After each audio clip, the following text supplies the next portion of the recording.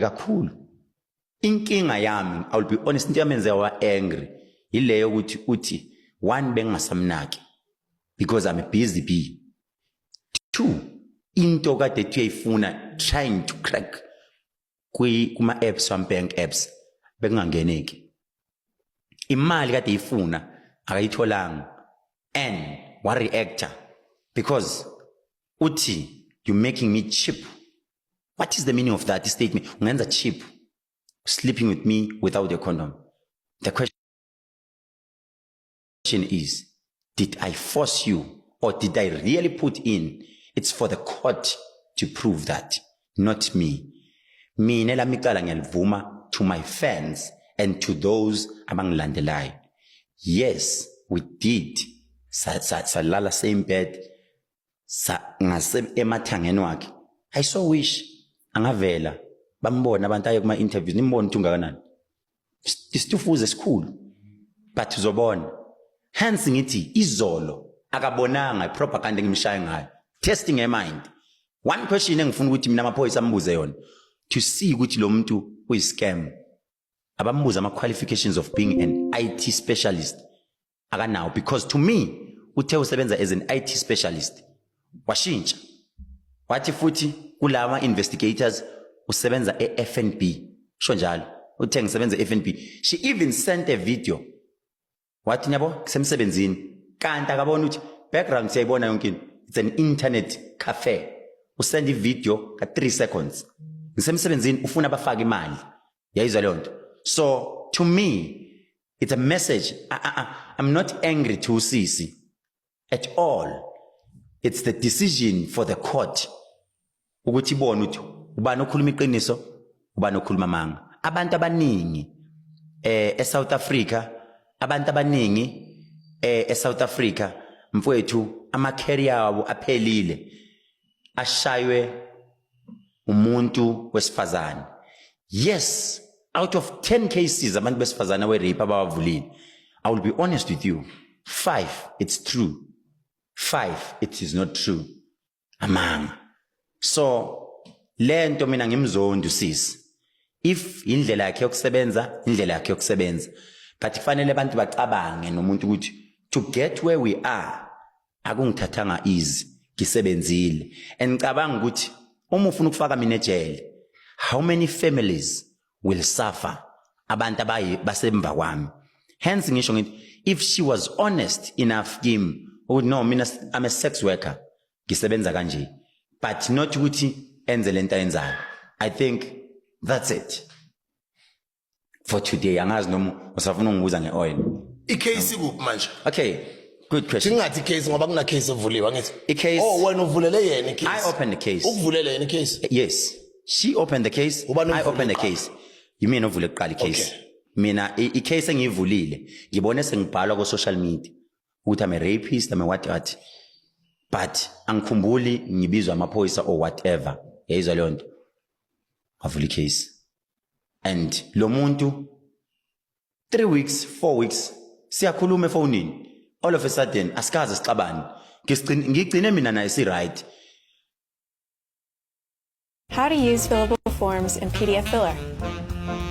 Navigate between fields by clicking on a marked field. Just imagine the whole day besikhuluma ngimnika ama password yonkini. All of a sudden siyashintsha. Usangibiza ngerapist angry. Mina ngikhumbula even now the last message I sendile was this morning. Engithreatener ingitshela the way amaphoyisa azongilana ngakhona. I don't have a problem. Angimphenduli. Angithi manje indaba isemaphoyiseni. Namanje ngiphendula wena only. I don't even want to comment because I believe ukuthi amaphoyisa will do their job. Icase ivuliwe.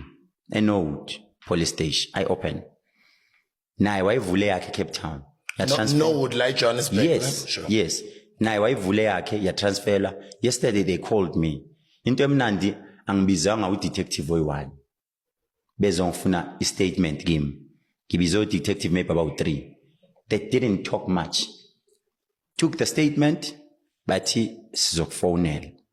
Phone number ithatha sizokufonela. That's it. So angifuni ukukhuluma kakhulu ngalento ngoba usukhulumile ngayo. I won't even before abantu bashaya umuntu izwa ngimshaya ngesystem enjani. I'm the one yesterday who was using a phone. I told her, most of the time uchetha nami afuna imali engaboni. That's extortion. Yayizwa leyo nto engaboni efuna imali athi faka imali engaka ngizokwenzela ukuthi imini engithe kuye Dr. Khehlelezi has been arrested but don't release it yet. What are you showing? Yes.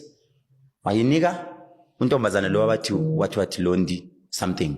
Ubani? Londi what or social media influencer. Londi pretend. What one? Something. Londi London. I'm not sure noma uLondi. Londi London I think uyacula lo. Owaksulo. Yeah, ukhona umunye ku Facebook angazi Londi bani. Wayinika yena. Guys, do you know any platform about to Londi something on Facebook? Yeah, it's there. Okay. So I post.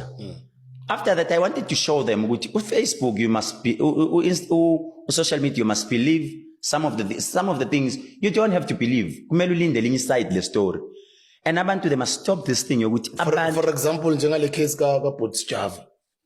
Uthe bakhuluma into bavela babelieve abantu kanti akusiqiniso. Akulona iqiniso. I-career yakho uSjava udelay isikhathi sidelayile. Nalene magistrate okuthiwa ilale nomuntu ubonile sikhulunywa Lady Londi. Yes. Mangibona sibengipostile befake izithombe zami. Leyanto I can sue, ngingamsuwa because ukhuluma manga, it's a false information.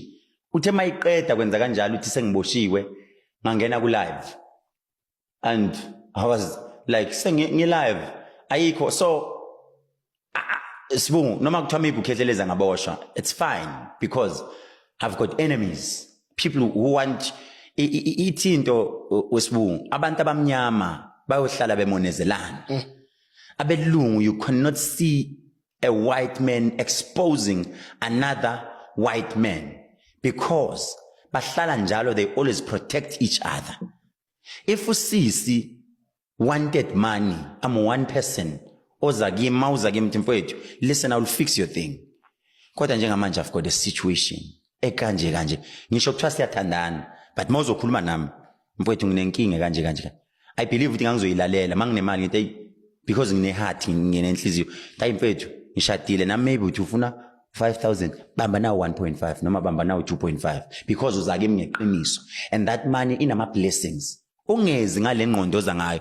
She's using state now to collect money from people. Uyabona uvula ama case, uphinde withdraw, avula ama case withdraw. And kuyazi ukuthi ma as umuntu wesifazane mayisukumeta was raped. Everyone will be like, yes, urepile. Abasayizwe side lakhe.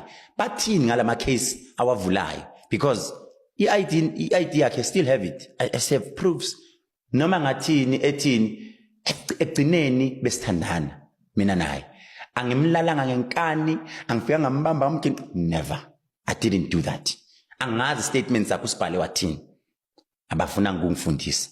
But iyo into engisho ukuthi ngibhlungu naye futhi angimzondi. Lithi iBhayibheli uJesu uthi egcinene sebethele isiphambaneni uthi baba bathethelele ngoba abakwazi abakwenzayo.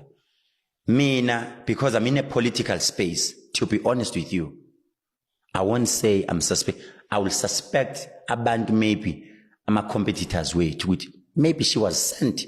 But from what the investigators came and told me, this is bengizothi shukuthi into vela hlale yenza usebenza kanjalo. So angimzondi nalapha ebezama inhlanhla yakhe but uyizama wrong because ungcolisa in the fingerprints. That's it. Yazi bengitshela ukuthi sizohlola namhlanje kodwa mangibheka emails eminingi nala ku social media abantu bafuna ukubuza imibuzo ngalo lolu daba.